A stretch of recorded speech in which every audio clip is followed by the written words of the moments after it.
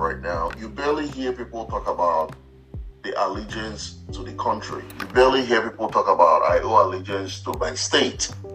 People talking about, oh, I'm a party member, I owe allegiance to the party. And when I look at it, I'll be like, hold on, who is the party? The party is yeah. I mean, your people didn't elect you there because you're a member of PDP or APC or Labour Party. Yeah. People elected you because they believe you have their best interest in heart. Yeah. So your allegiance should be the people of your state or the people that you represent or Nigerians in general. We all know all our politicians, they come overseas. Yeah. They come for different, lectures and good governance trainings and, name it whatever you can call it. You can't tell me that they don't enjoy security, good roads, amenities, and the rest of it. Why can't you replicate that on your own state? What stops you making your state to be a role model? I was talking to a good friend of mine when he was talking about, Nigerian leaders flying to London to go and discuss about Nigerian issues. It's like, how many times have we seen Macron and the Prime Minister of Germany and Belgium travel to Africa to discuss about European affairs? No, yeah. Well, you're very right about that. But here's my take on all of that. I think, quite honestly, if you ask me, if I had a magic wand, or if I had any authority to make this happen, one of the first things I'll do is ban foreign travel for all Nigerian politicians, especially when it has to do with medical attention or sending your child to school. Well, if you cannot provide good enough schools, good enough medical establishments in Nigeria, well, too bad. You will not travel, not on taxpayers' money, to no hospital in the UK, in the US, or wherever for any kind of medical intervention. Now we're even going to India. In my own time, you didn't even dream of going to India for anything like that, right? Thank you. Right? So, to me, there will be an instant ban on that. Secondly, that whole issue of going to talk about issues that concern us in foreign countries, like especially in the countries that colonized you in the first place. Listen, just from my own experience as a former diplomat, the first thing you're thinking is that hotel room booked? Not. Exactly. Thank you. So how secure is that? You have no clue who's listening to your conversation, who's listening into what you're doing or watching what you're doing in their own country. So that's another thing. Secondly, or thirdly, all these people, I was making that not long ago. Right? We talk of corruption, right? And there's corruption all over the world. Absolutely.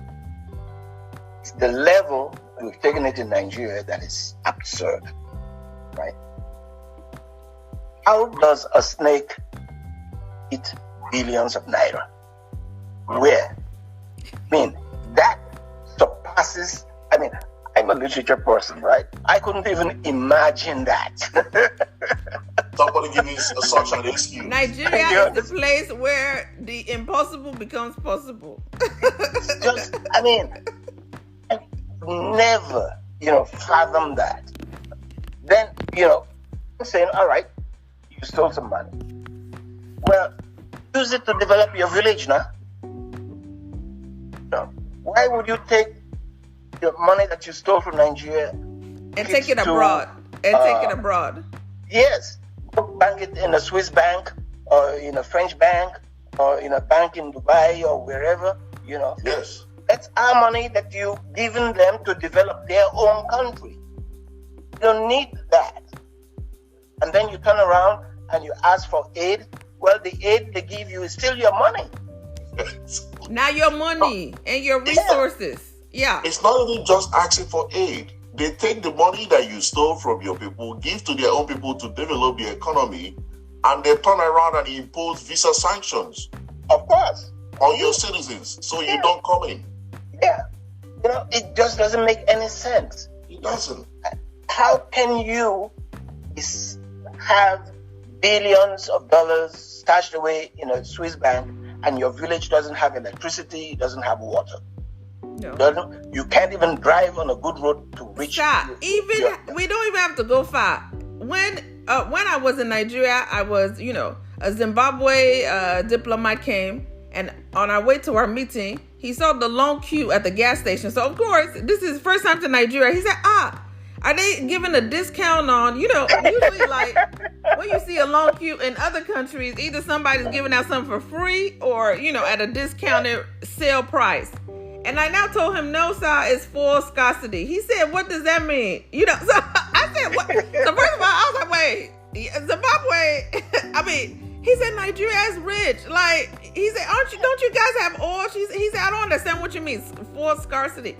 I said, petrol scarcity, ain't no gas, I said, yes, us that work at diplomatic mission, when I work with the U.S. government, we can, we have a filling station there, but even during the full scarcity was limited. They'll say, okay, if you have 2-3 cars in your household, you can only fill up one.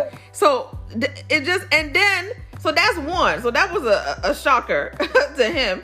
Then two, I also told him, I said, we don't even have no refinery. So we sell this oil, other people refine it, and then they sell it back to us. We have 4 refineries that we've pumped money into over and over, and nothing happened. We're talking about electricity. They've pumped billions and billions into, trying to, get the power lines up and all that kind of stuff. And still, even with, in my time, it was called NEPA, never expect power at any time.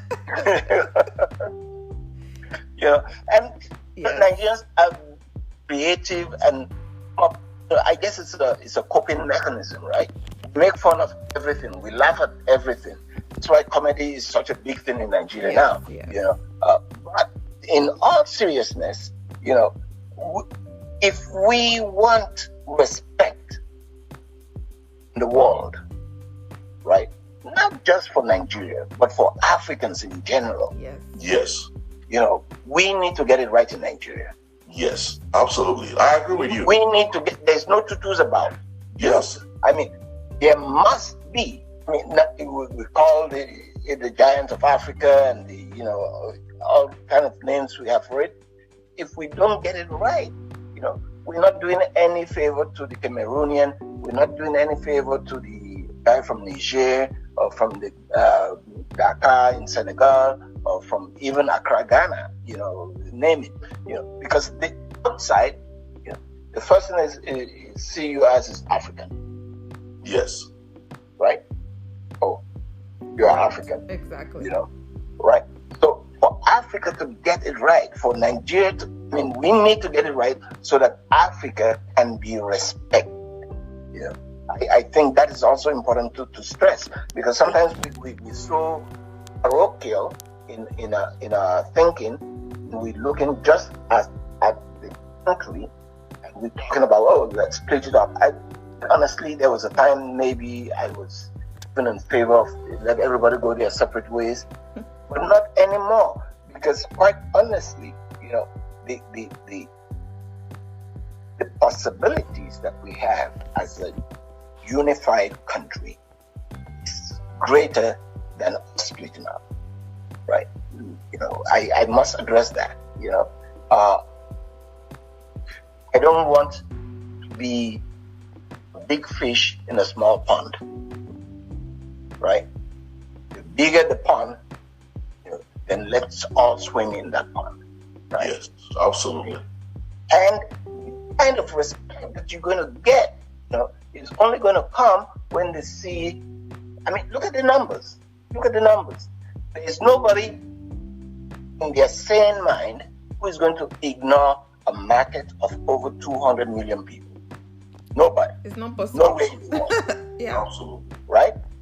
So, if you balkanize that, if you break it up like they did the whole continent of Africa in the Berlin Conference, if you do that, then we just divided we fall, united we stand. Yeah. Easy pickings for those who don't want us together, right?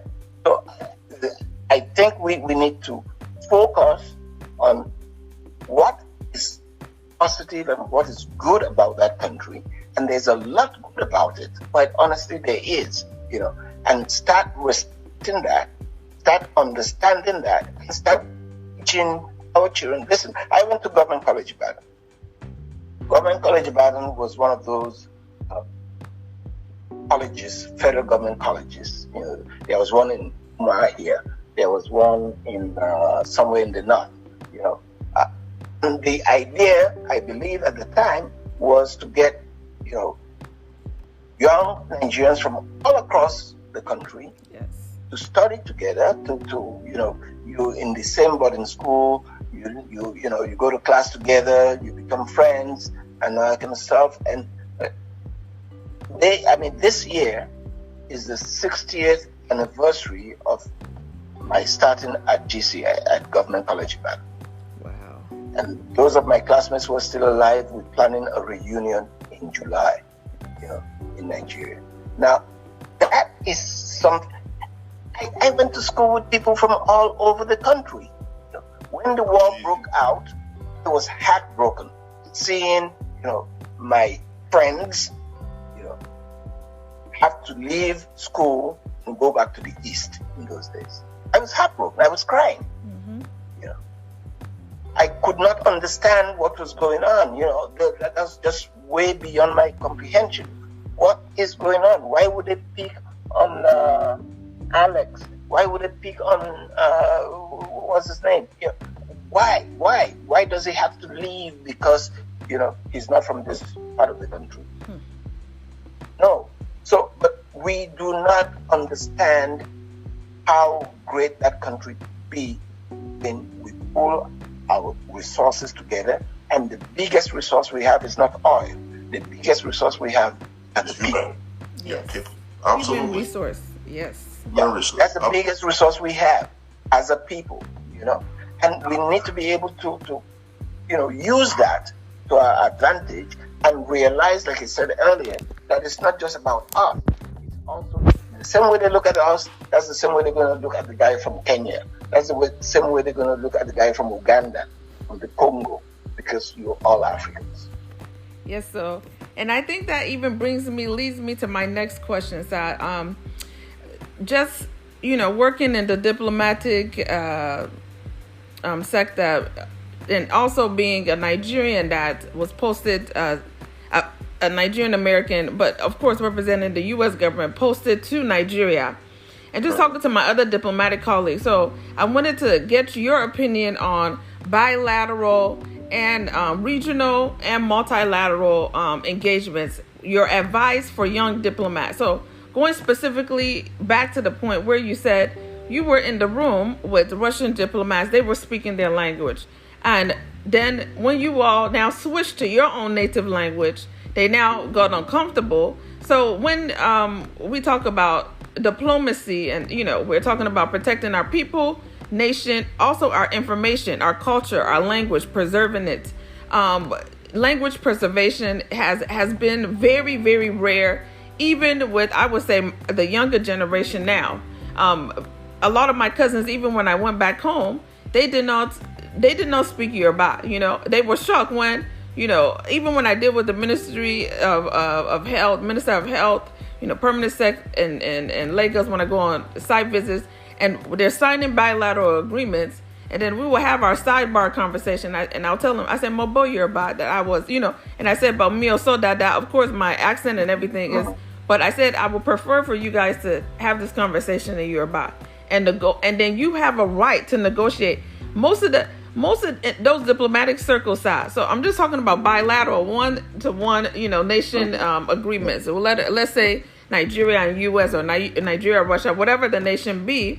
Most of the time, they say Africa is so easy because it will be them dictating that we already draft our agreements, and our people, you even see them. This is the Africa we just had recently, the Africa-U.S. Summit. It was held here. They brought all 54 heads of states. So that goes back to my regional when it comes to ECOWAS, as far as West Africa, and then the African Union. So nobody, and I believe it was like 2 or 3 heads of states that were saying no. They refused to come to the U.S. because they said if this is the Africa Summit, really talking about our resources and everything, we're the ones we're the ones that's rich, and not just human resources, natural resources, all the things that are circulating in the so-called Western world. Most of those resources were taken from Africa, whether it be gold, whether it be petroleum, whether it be uranium, titanium, copper, cocoa, anything. And I never was comfortable with that. And because I'm playing, so you served at the Nigerian Diplomatic, so I'm very happy to hear that story where you all switched it up. That is very, very rare. And when I used to say those things, and I'll talk to them on the side, and I said, no, you actually have a right, like, you're the host country, but I'm talking from an African point of view. I said I'm taking off my other diplomatic point of view. But and you can't get mad at the other nation, because once again, in the diplomatic realm, we are making agreements in the best interest of our nation, our people, our information, to preserve what is in the best interest of us, which might not be in the best interest of the other party. So how can you recommend to these young diplomats, one, when you're speaking at those type of things, if they're speaking in, their local language, if you see other nations, like go to the United Nations or go to an Africa Summit, how could this be an Africa Summit and you're not speaking in your local language? And there's no African language. And there's no African language. Even the Francophone countries, they didn't speak in English. They still spoke in Francophone, but they still have their local. I've been to Burkina Faso. I've been to Lomé, Togo. I've been to Dakar, Senegal. I tell people that I know we have our own local languages, and even within Yoruba, Igbo, everything, Benin, you have different even dialects. I said we have translators, because you cannot say Nigeria is the most populated, and even in the diaspora, there's no way in any diplomatic realm where, well, say for example, we have Buhari, they do not have somebody to translate from English to Hausa. And even if they don't, they can bring one of their chief of staff that can be that. So how can we really, really change the narrative? I'm going to really be honest, because when we're dealing with diplomatic bilateral agreements, let's say, for example, with Iran or Russia, whatever. No, it's not easy. We're not dictating and saying, okay, here, sign this. No. They're like, okay, we're going to read, what is your strategic priorities? We have our own strategic priorities. They have their own negotiation. They'll go back and forth. And they don't make an agreement. Nobody is signing nothing. Do you understand? They don't leave it at thing unless they're comfortable. They will now go back, have their own inside meeting, because it's intelligence. So we don't know who's spying on who's taping who. And most of those bilateral meetings, especially top high level, meetings where I'm with ambassadors and high chiefs, they'll tell us, okay, put your phones aside. We can't go in the room with our phones and everything, because we don't know who's recording everything. But still, some people sneak stuff. I'm gonna be honest. So two, how can you preserve? So I'm like, you don't have to. Even me, my mom even told us, no, even when you're negotiating, even for a job, you don't just sign the first thing that they offer you. You negotiate, and you say, okay, I'm gonna think about it. And and she always say, if that thing is for you, that thing will wait. You understand? If God said that you're going to be appointed king, He didn't give you a date. Do you understand? So if it not be for today, it will definitely be tomorrow. But you would definitely, because what God said, now find out. So this bilateral agreement has never been in the best interest of Africa. That's one. And that's just, I'm talking about, external multilateral relations. But even within ourselves, we don't have good, open trade agreements. We don't take care of Africa. As far as the African nations, African Union is not even fully funded. Even ECOWAS, Nigeria is the one, I'm gonna be honest, that funds ECOWAS. So we have a long way to go. Right, absolutely. And I want you to truly be honest about the young diplomats. And I'm speaking from another diplomatic, like I've served another diplomatic nation, and I saw how not just Nigeria, but so many. I'm like, so you're just going to just take this thing? This is our own strategic, and you now sign it? And you said something before, sir, about the funding. They will now entice you, or we're giving you this development fund for public health, for this and that. Those funding are resources from our oil and all that stuff. They're sending back to us. Yes, No, exactly. I agree with you 200%. I think, first of all, Tommy, to be very frank, it has to start first with the training the diplomats, right? Yes. There should be no reason why any Nigerian diplomat, should not be able to speak 3 main languages of Nigeria. I would even say the more the merrier. At least you should be fluent enough in Hausa, Igbo, and Yoruba, in addition to English or whatever other foreign language you want to. So that is key. There was a time when there was this whole, I don't know if it was a policy or if it was just something that we call it Wazobia. Wa meaning come in Yoruba. Zo in Hausa meaning come. Yes. They even have Wazobia radio to now. Yeah. Right. You see? Come in Igbo, yeah. So there is no reason why we shouldn't maintain that. And that, listen, children learn languages, and Africans in particular are very language proficient. They will learn. You can put an African in China tomorrow. By the end of next week, they will be speaking Chinese. So we have that aptitude, right? And we can definitely set up a program in which our children, in Nigeria, learn at least 2, 3, and I would even throw in Swahili if you ask me, right? Because it is key. That whole issue of language, we have ignored it, I think to our own peril, because all we do now is, the better you can speak a foreign language, the more intelligent you're supposed to be. That is not true. That's not so at all. Language is a means of communication. We need to be able to handle language as such, and especially because it's also a bearer of culture. Yes. Right? So that language element is very, very important. And if you're going to represent Nigeria anywhere, you should be able to at least speak those 3, major languages. That would be one in terms of training for the new generation of diplomats. In the second place, I think it is also important for us to get our priorities right. When we talk of our interest, how do we define that interest? Have we defined properly what is in the best interest of Nigeria, or do we wait for somebody else to tell us what is our interest? Yes. Nobody can know what is best for you more than you. So we need to be able to establish that, define it, and say, this is what, and draw a line. Okay, we're negotiating, but this is our starting point, and this is a point of, no return for us. Exactly. That's it. If you cross that line, I'm packing up and I'm going. I'm not going to sign it. But we are quick to, please the Europeans, the West, and that kind of stuff, and want to be in their good books, while all they're doing is using us, exploiting us, gaining access to our resources. We see what's happening now all over Africa with the Chinese, for example. That shouldn't be happening in the 21st century. I'm sorry. That means that we have not indeed, at least as a people, as a nation, to be able to say, hey, all right, how do we engage all these foreigners coming into our country? What is it they want? What is it they're looking for? What can we offer them, and what can we get from them?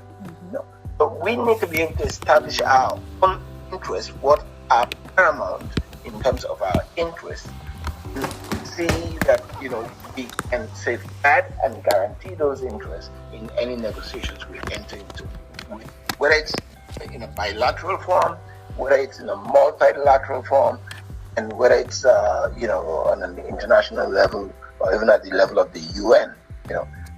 We also, I must say this, some natural allies that we have ignored all along. Yes. The Caribbean has 34 countries. How many African nations have diplomatic missions in the Caribbean that are resident here? Yes. You know, maybe one or two. You know, Nigeria has one in Trinidad, another one in Jamaica. Yeah. Okay, and Cuba. You know, guess what? We don't have one in Haiti. It is about 60 million people. We don't have one in the Dominican Republic.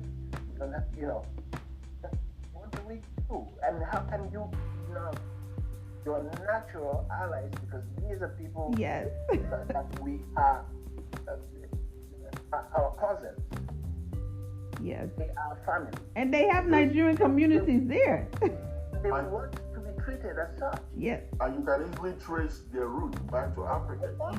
So we're talking of tourism. I mean, there's no bigger place for tourism than the Caribbean right now in the world, right? And, you know, we can learn a lot from what they've achieved in tourism. You know, on the other hand, there's this, you know, consciousness. This, you know, everywhere I turn, you know, people ask me, when next you're going to Nigeria, please take me with you. Yes. Because they want to go, they want to, you know, it's not, we make it look like it is, you know, we don't care, you know, and we should, you know, we should. We should not, because, you know, this whole horizontal south-south trade,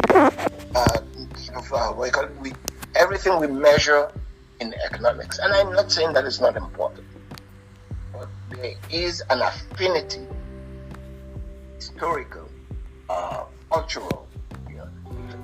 The first thing I told my father when I came to St. Martin is that, you know, I found Gary here. They have Gary here. Cassava. Right. No. He said, huh? Oh, didn't know that. I didn't know that either before I came here. You know? I just ate yam yesterday. You know? So the affinity, the connections are much more than we can even imagine or start Imagine, exactly. Right? But we cannot ignore them, you know, and then go around the world and talk of, we're black, we're African, we're this, we're that, you know. We cannot do that, you know. So I think we need to engage them. I see some, you know, movement, especially between some countries in the Caribbean and the AU, with Barbados, for example, you know, putting Kenya, putting Rwanda, you know. We need to see the Caribbean as an extension. You know, we love extended family units in Africa, right? Yes. Well, they are our extended family. Yes. Yes. And we need to treat them like family, you know, and recognize and accept them as such too, you know. Yes. And I think, you know, for diplomatic purposes, like I said, 34 votes at the UN. Right. So the numbers, you know, there's power in numbers and unity. And that even gets me to my next question, Sir, about the capacity and nation building of those in the diaspora. I learned a lot. My last diplomatic overseas post, I was in Jamaica, but I was the Caribbean coordinator for our presidential emergency plan for HIV and TB for the whole Caribbean, as far as for the U.S. government. And you know, my daughter, so one, when you're trying to say your extended family, many Americans put their children in American diplomatic schools. I said, no, the American diplomatic school was all the way across Kingston, and, you know, the traffic and everything. Right next door to the U.S. Embassy was St. Peter and Paul, where was one of the top preps primary schools there. The Minister of Health, a child went there, the permanent sec. So even as far as building relationship with the host country, get diplomatically, you know, I can say, oh, you know, my daughter runs track like your son there, and that's where she even got the love of running track. When her gym PE teacher saw her running, and was like, oh, we need to to get hot in track, which Jamaica is one of the best in the world. Yeah. And so learning even. So first of all, when she was even, learning the history of the West Indies and the Caribbean, I couldn't help her because that ain't the history that we learn, right? So I had to hire a tutor who was a retired professor at the University of West Indies.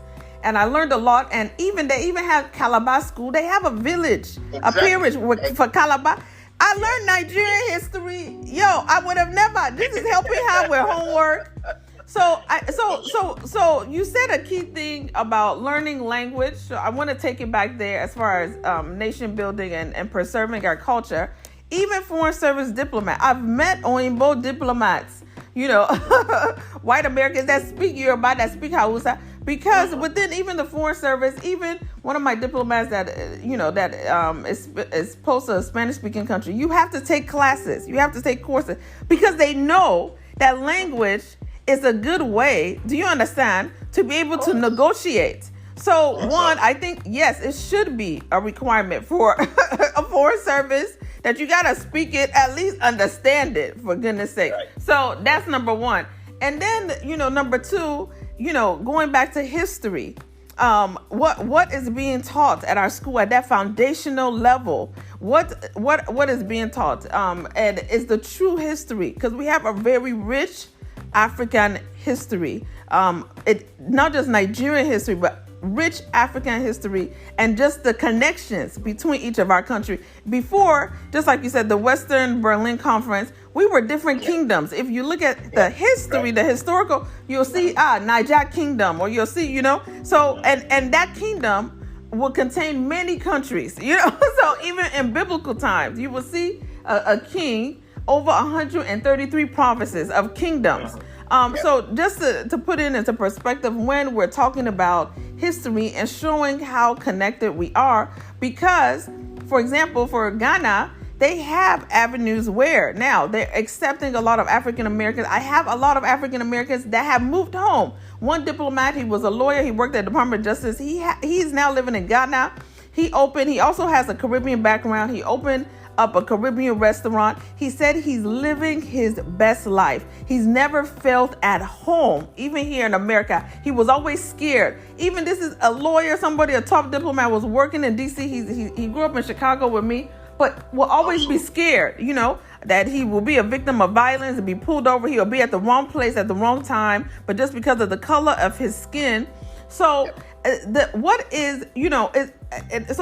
strategic question of capacity building, diaspora, nation building, but not just for Nigerians, but others. Now that we have for the science, so my scientific side comes out. When many of my friends, even today I was at church, one guy said, I took my DNA test and I found out I'm Nigerian. I said, I already know that, we're the most populated country in Africa. So most of y'all, they will say it, that out of, I think it's 4 out of 6 African Americans, they said, will be Nigerian for sure, or at least have some high percentage of Nigeria. TD Jakes too. So many people have come out and say, they've taken their DNA test and they saw that they are Nigerians. What are the things that we can entice our brother and sister to come back home? We don't need foreign direct investments. If all of us in the diaspora truly come and join hands and unite, sir, Africa can be way better than any of the Western countries, any day, any time, because we have expertise, and just like you said before, in the arts and engineering and everything. But if we do not come together and unite, many of those Nollywood, Netflix film now are not even recorded in Nigeria because of the poor infrastructures of light and things like that. But how can we be able to unite and be able to be a lifeline to create that environment to go home? You understand, sir? Because if we don't do that, and starting from policy, you said it before about diaspora voting is very strategic. When working in the diplomatic realm, it doesn't matter how much you do in the private sector. The private sector still needs government. You cannot make sustainable changes. These changes that we're talking about, if we cannot influence policy, if we don't have a right to vote for the right to lead us, not just at the federal level, at the state, at the local government level, at the regional level, even at the African Union level, then we have a long way to go. And then my last question, I know is levels to this, so not just bilateral, regional. Then also at the African Union, we don't have like a diaspora unit, a diaspora chair. If you look at Israel, given an example, Israel, why the Jewish people are extremely united is that they have a ministry of diaspora affairs. Matter of fact, they're one of the only countries in the world that have a ministry of diaspora. I think it's them and Australia. I'm not sure. It's only 2 countries. Because I was one, I said, don't we have, there has to be, we don't have to reinvent the wheel. They have a very strong, united, I mean, even though I'm Nigerian, though, if I do my DNA and I say that, I have a percentage that I'm somewhat Jewish, you will see how they will embrace me. So we don't have that. We don't even have that political platform at the African Union level, at the ECOWAS level, and even at the individual host country levels, where diaspora is not Ministry of Foreign Affairs, because that's a different level. That's like our State Department, for example. That's different from diaspora affairs. So how specifically can we build our capacity and unite to strategically be able to influence the transformational changes that we need in Nigeria? So over to you. Well, that's a very, very good question. That's a mouthful. Yes, but they're very important questions that you raised. First of all, let me say this. You alluded to, African Americans flock into Ghana. I see that every single day here. Now they're looking at places like Rwanda, and other places in Africa.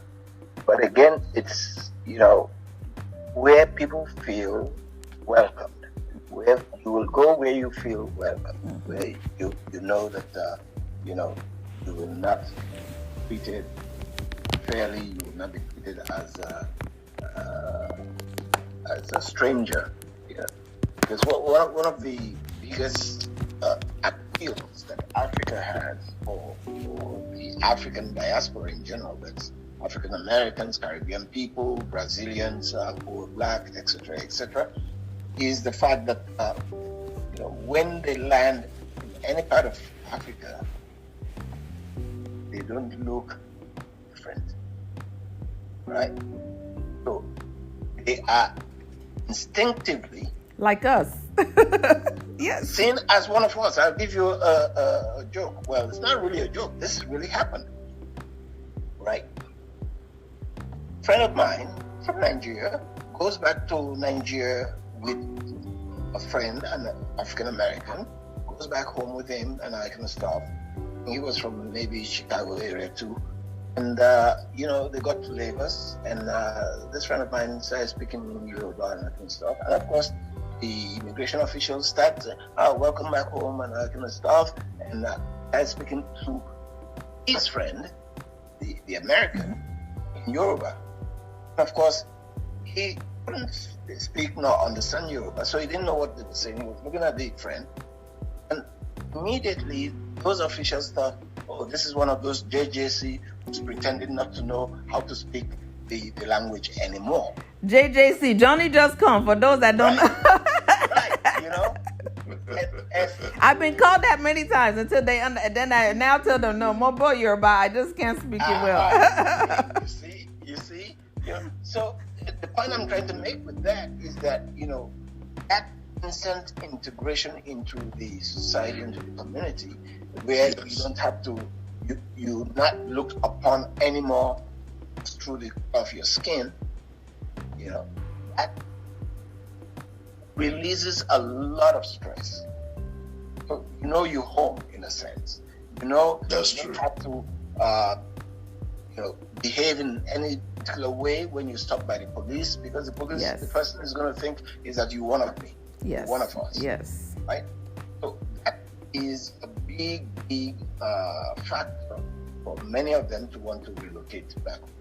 But like I said earlier, we have to create the atmosphere and the environment that is welcoming enough for them to involve.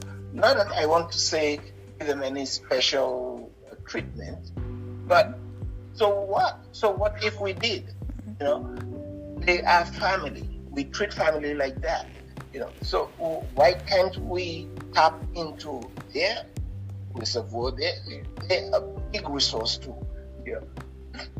African Americans, Yes. were to start investing in Africa, guaranteed.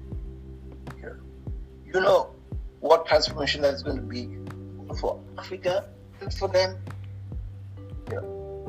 From what I read somewhere, the African American as a group in the US manned, maybe they will be ranked about the 5th largest economy in the world. Yes.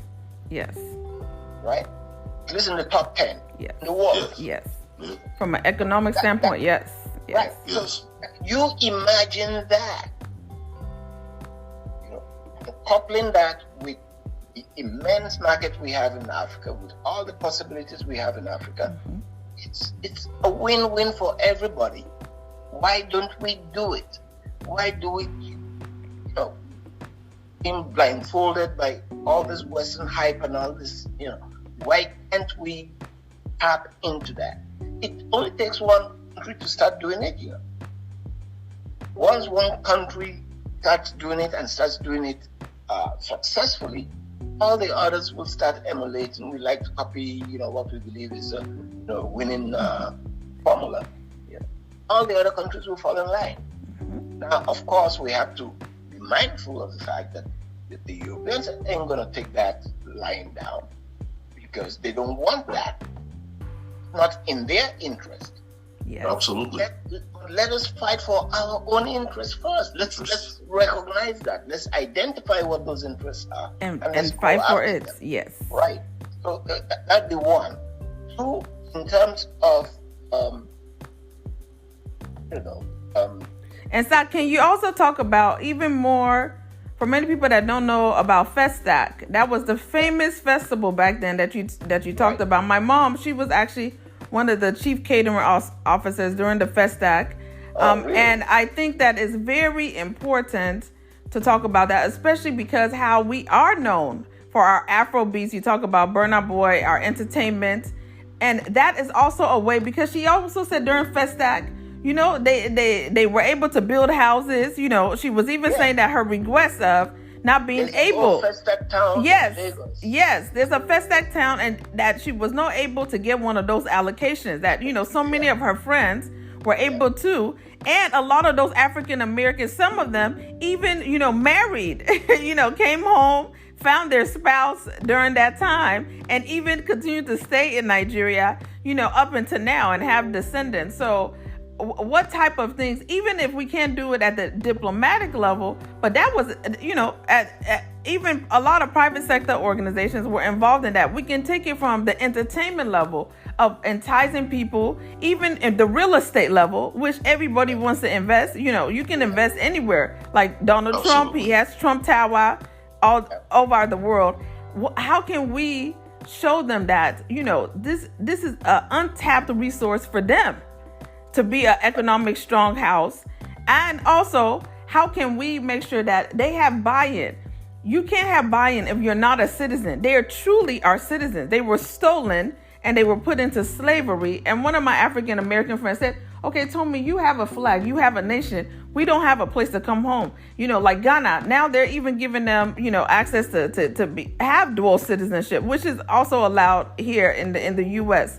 So from that diplomatic standpoint, Sa, do you think that will also be an enticing way for them to close the gap from the history that was stolen from them, to say, look, any African nation that you want to, be a part of, we are open to you being a citizen, because they are our relatives. Yeah, well, for the love of me, I cannot understand why we haven't done that already. Exactly.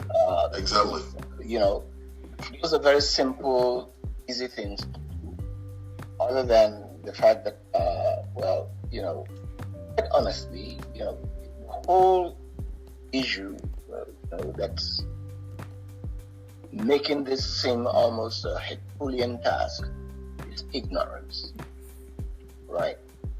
We, Africa, are very ignorant of what is happening in this side of the world. Yes. right? We need to admit that, if you don't go to school and get educated and study a particular subject, you may not even know what is happening right here. And you don't know how that connects to your own history, right? You mentioned earlier, some of these historical figures. Raja of Opobo died in a place right here in the Caribbean called St. Vincent. Wow. Wow. It took me years to find out that.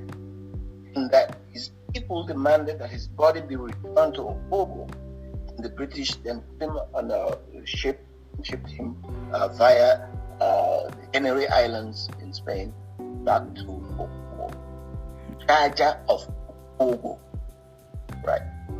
Where do you find that in any history that we taught? Nowhere. None. Nowhere. See? Now, these are the things that really make me feel like we have been so brainwashed to the point that we ignore, to our own peril, we ignore our history, we ignore those who we are naturally connected to.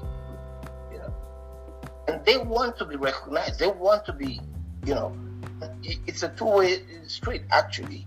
So I understand that, but there's no reason why. I don't know, for example, what is happening now at the tertiary level, but there was a time when you had all these student exchanges, right? Yes. Nigerian students went to Legon, and Ghanaian students came to Nigeria, yes. Right. Even at the secondary school level, we used to have Government College Ibadan. We used to have sporting and cultural exchanges with schools in Dahomey at the time. It was called Dahomey. That's Benin Republic, and right up to Ghana, and everybody used to look forward to being able to jump on the truck and drive up to Benin Republic or to Ghana, the Gold Coast. Yes. I don't know if that has been done today. Hardly do we even want our children to go from Ibadan to Enugu or from Lagos to Shina. Everything is now so localized. One thing that I heard also, which really, really upset me a lot, is that teaching of history has been removed from the curriculum in Nigerian schools. Now, how do you explain that? Exactly. How do you explain that? How can you raise a nation without the teaching of their history? Without the history. And we have a rich history. And you said something, Sal. I don't want you to pass that point about also traveling, because travel is learning, even within history books. And I tell people, I said, because I was a diplomat, I used to volunteer for a lot of the site visits. So out of like the 36 states that we have, I've probably been to like almost 20. And I was just so amazed. Like when I went to Niger, Mina, you see the waterfalls. I've been to Kaduna, and I'm talking about outskirts like Kafachan. I like to not just go into the city. I want to go to the country. Even when I went on polio vaccination in I think Osun State, and I was talking to the Minister of Health then, and he said, "Oh, were you inside I said, "No, I wasn't in Oshobo. I was like in Boluwaduro, like all those fast skirts, like LGAs. I would later come back to the city to sleep because of security reasons and everything. But as far as the work, I would like to go out and really talk to the people. If it's antenatal day, if I'm talking about prenatal care, I want to just pop up and see, okay, and that was shocking, because they would say, oh yes, our treatment, we're treating all these pregnant mothers. It's a lie. A lot of the stuff that they said that was going on, when you actually go to that local government level, you will see that things were not going on. You will see pregnant women on the floor waiting because the doctor, he's not making enough money. He hasn't been paid salary on time. So he has his own private clinic. So he will wake up in the morning, go to the private clinic from maybe 8 to 12. Then he will come to the general hospital or the primary health center from like 12 to 2. And whoever he sees within that period, and they will line up from 8 a.m. because they want to, it's just a mess.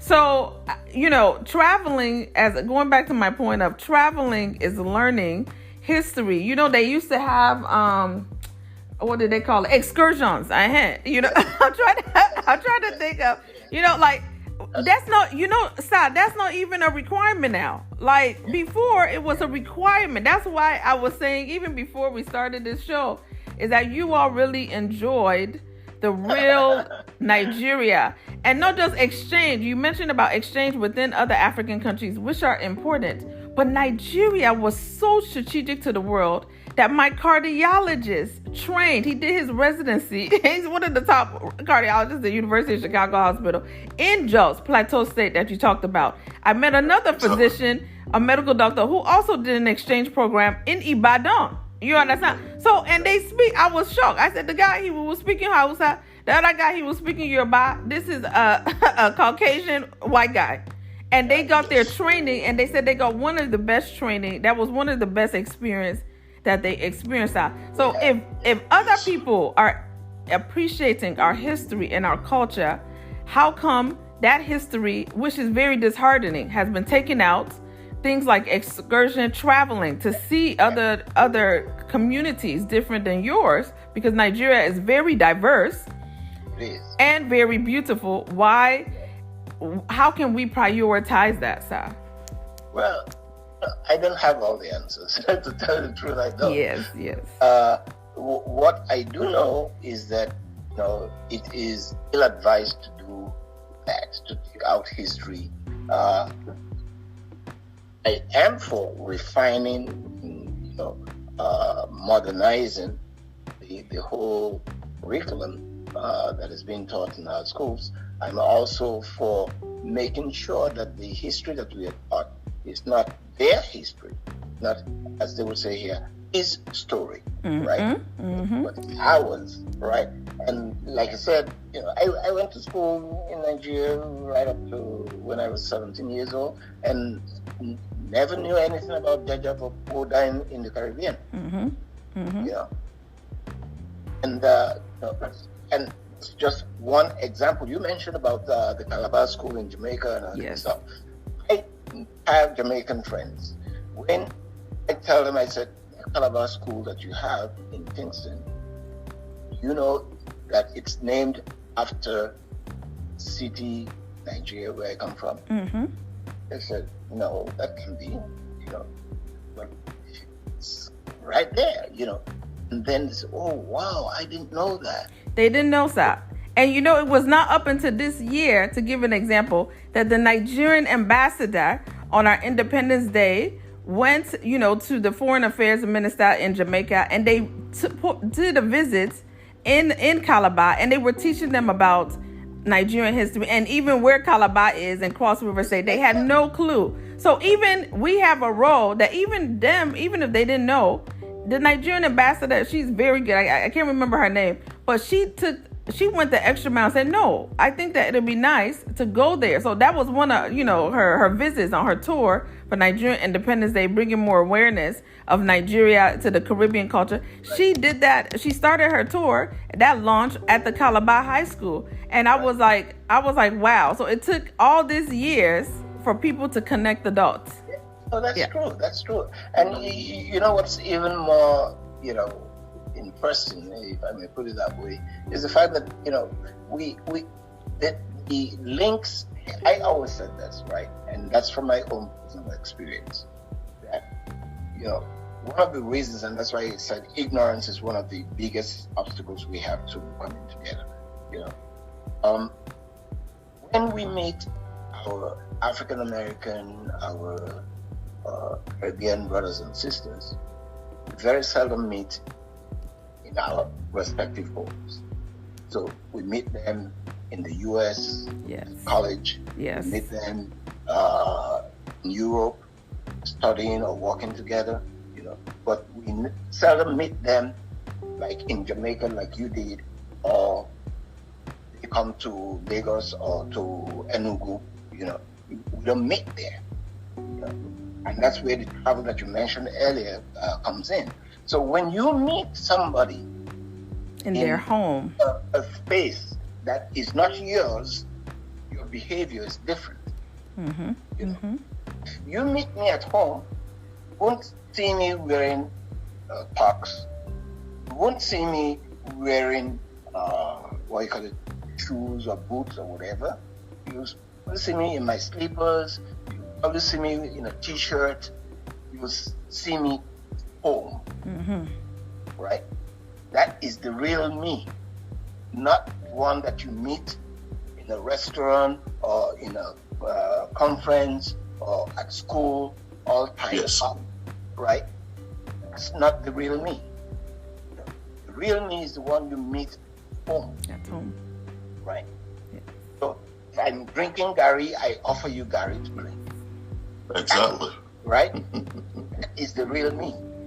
And that's where the nation building starts. When you meet them, them where they are. Right. Yes. So That's true. when we meet outside, Yeah. the relationship that we build cannot be as strong as when we meet at each other's homes. That's true. Right. And I think we don't realize that. I saw that quickly because I know this. I studied in Spain, right? I had friends, we were going to school. But I can't remember any one of my Spanish friends inviting me to their homes for all the years that I studied in Spain. Wow. Right? But we meet at school, we go to a restaurant, we go to the disco, etc., etc. But I never knew where they lived. I never went inside their house. Out in their sitting room, I never did.